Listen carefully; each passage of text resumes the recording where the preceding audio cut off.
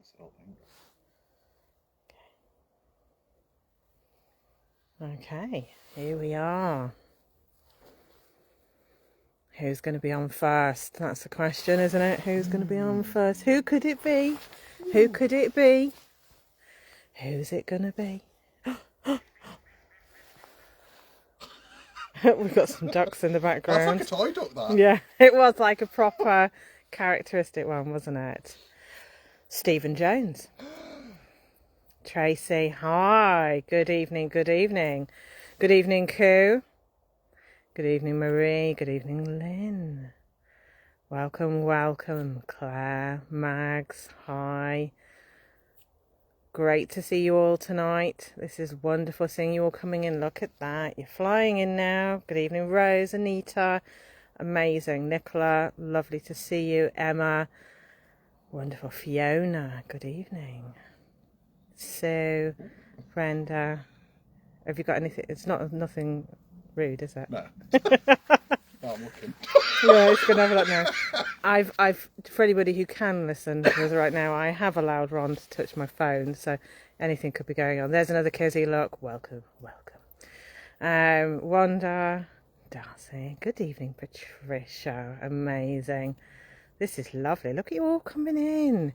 Don't forget your highlights. Absolutely. Don't forget those highlights, shout outs. Don't forget to share. We need to slot your screen timer on this. It goes off after 5 seconds. Yes, I know it does. Good evening, Joe, Julie, Hazel. Welcome to the Friday night. Pam, Emma. Look at this. Oh, wonderful. Thanks for your stars. Amazing. Thank you. Hi, Debbie. Good evening, Tracy. Julian. We're on 186. I think we may have just had some already. What is that? That's a duck. But something just stood in there then. Okay. A leg just came out. Did it? Back. That's comforting when it's behind me. Thanks for your stars, folks. Ron's making me nervous already. Stop. Turn it round, because I think it's doing it again. Okay. On the left-hand corner where the light is. Okay. There is a moth just in front of me, guys, just in case you can see that.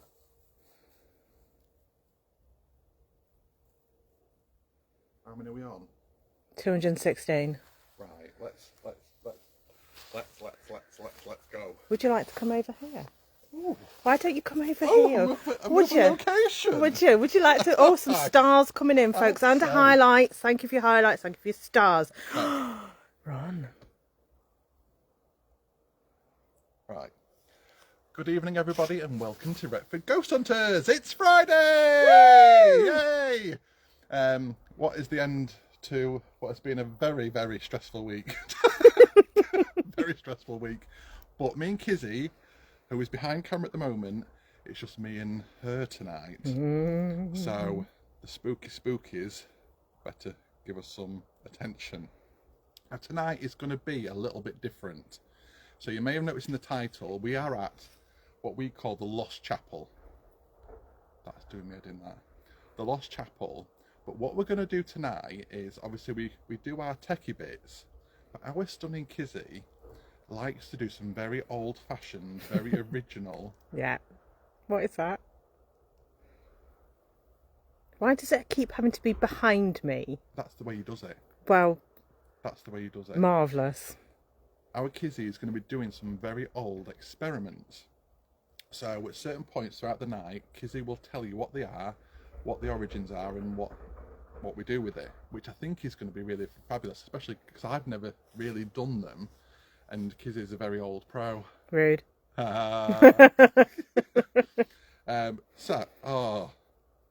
see, you're going to have to put the code in now, aren't you? Turn that away. Sorry, guys, because, you know, I just give you my code. There you are, look. So just to give you the background to where we are, a lot of you will have seen us here. This is the one place that Rachel will never ever come back to. Even though she's promised me, she will not come back. So it's what we call the Lost Chapel of Horton. Okay, so, and it's the ruins of St. James's Chapel, are believed to have served a small hamlet that no longer exists and could date back to as early as 1086, but also could predate 1086.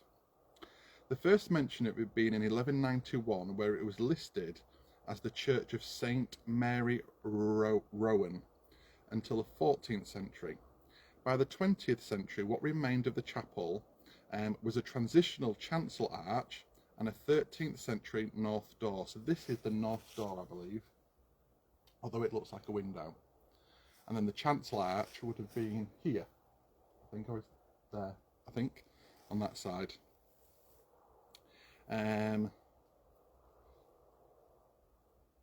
What is that? It's a bit footsteppy, Yeah. if that's a word. What was that then? Did you hear it? We're all Right, a bit... okay. Right, okay. Let's just get back into history and just ignore it for a minute. So the most notable of the chapel owners are the Halls family, who acquired the chapel in the 15th century when they built Horton Hall. Enclosing the chapel in their land... What's the matter? What's the matter? That's getting closer, okay? No, I'm normally the calm one, but that's really close. Okay, keep going. Right, okay. We're investigating.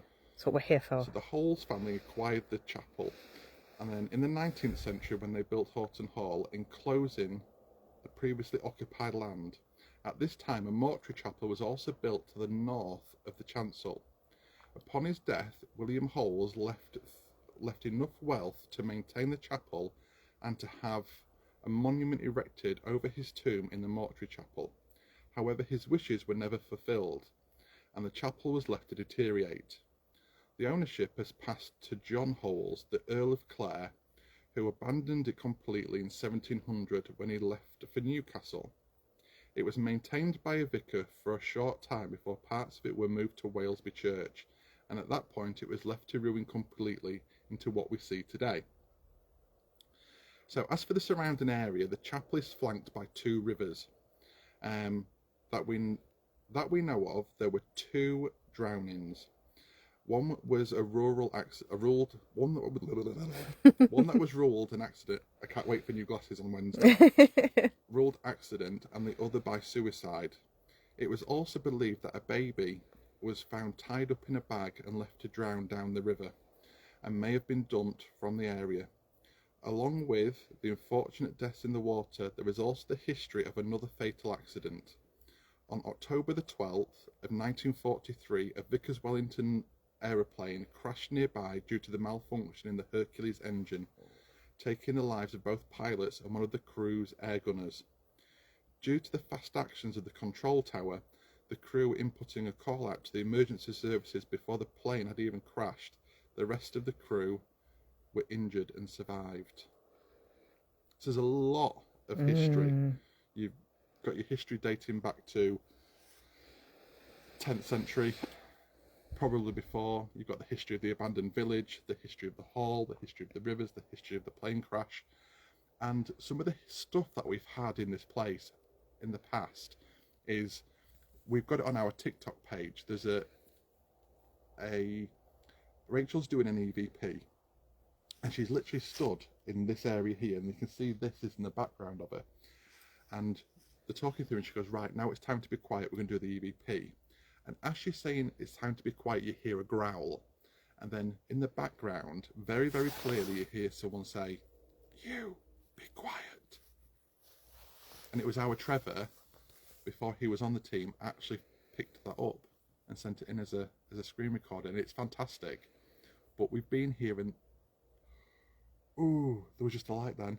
Ooh, Kitty, just triggers that. Yeah. I'll just give you your phone. Yeah, stops. It was just over that wall there, just here.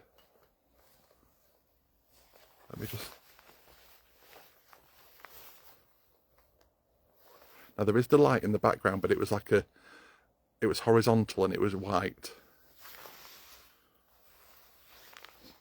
Okay, so we also get it's a man, and is connected to the church somehow, and he's very, very old in his beliefs about women, about being homosexual, about anything that's not pure God. Very, very, very intense, very negative. He actually attacked Rachel while she was here. So yeah, so we are looking forward to tonight, aren't we, Kizzy? Yes. Yeah. We are. So do you want to just do, before we start, some of the experiments that we're going to do tonight, just to give us, give the viewers some of the things that we've got Yeah. here tonight. Okay. Do you want me to hold You it, or explain do you and want me to talk about it? I'll hold. Okay, so part of paranormal investigating is obviously the investigating part, isn't it? And so much of that is about gathering as much evidence as we can. The more evidence that we have, the more compelling it is that we can explain and truly say something not normal is happening here. We would need to rule out, you know, the normal first. And so part of that is temperature. People have reported for centuries that temperature changes if a spirit is near or something paranormal is near. The thoughts behind this is that perhaps when there is a dimension change, something is coming through from a different dimension to this one, that actually it allows some of that kind of cold air to come through, or perhaps that it is drawing, as we often believe spirits too, to draw on energy, any energy sources, on the ambient warmth that it can, not much here tonight I have to add, but the ambient warmth that is around, to be able to kind of manifest itself. So cold spots, you'll have heard people going, I can feel my breath, oh, it's like somebody stepped over me, you know, that kind of stuff. So what we've done tonight, some of this is a bit older fashioned, you know, we do some incredible up-to-date tech, which obviously is much more advanced than this stuff. However, we're going old school. So what we've done is we've set up some base temperatures. So we've got one here, that's reading at 11. So we're going to just go over here and check the other one. So we've taken it at opposite sides. Now obviously we're outdoors, it's going to be cold, we know that, but if we were to, so we're 10.4, so fairly standard, so we can So it's say a degree between the two. Yeah, we can say that. But if we were to be able to say, oh, this side of the building feels colder, this area is, I felt it near me. So we've got a laser thermometer with us tonight. So this simply fires, I don't know if it'll pick up very well, but a red dot, okay, and that will tell us the temperature of the chair. So you might have used these on your children or anything like that. So currently 11.3, fairly standard. But if perhaps during the evening that we notice something's colder, perhaps over in the back corner or something, see, that's warmer. May well be because there's no breeze. So we're going. So Can you see that on there? So we look for the normal first. Whenever we're doing any investigations, it's look for the normal first. Any natural human is going to go, oh, what's that? That's our natural fight or flight. Part of being an investigator is to kind of go, okay, what could it be? Let's run. Is to kind of go, okay, what could it be? So we're looking for, why could it be warmer over there? Possibly because that's a corner, there might not be so much breeze there. So this is one of the older techniques that people can use, and I think it's really quite interesting if we're looking for cold spots. Would you like me to show something else? Yeah, so let's just give it the full view, and then we can actually go We've on. also got with us tonight the old UV. Now, let's make sure we're all working okay. There we are. So let me just turn this off. Yes. Just so you can Hopefully see. it will show. So this is a purple light, a different colour on the spectrum. If I come closer to the building, it will show up easier. Now, you see toilets in this colour now, people, CSI, whatever, to kind of look for biological matter. The belief is twofold with UV light. One is that different lights on the spectrum can be an attraction to spirits. Another is that they will leave a trace of themselves behind, briefer than a human. So if you think that somebody has touched you, or touched a light, or something has moved, then perhaps shining the UV on it. So if I was to touch that stone now, would that show something up different? Possibly, yeah. Let me lick my finger. Lick your finger. Should do. And let's just put it on there. Yeah. So yeah.